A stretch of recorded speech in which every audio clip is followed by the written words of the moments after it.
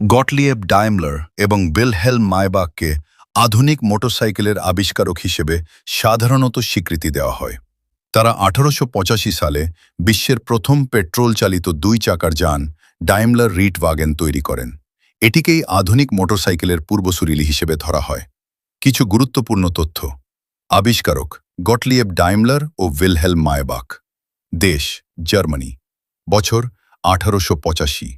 বিশেষত্ব: এটি ছিল পেট্রোল ইঞ্জিন চালিত প্রথম মোটরসাইকেল সদৃশ যান, যদিও ভারসাম্য বজায় রাখতে এর সঙ্গে 2টি ছোট পাশের চাকা লাগানো ছিল।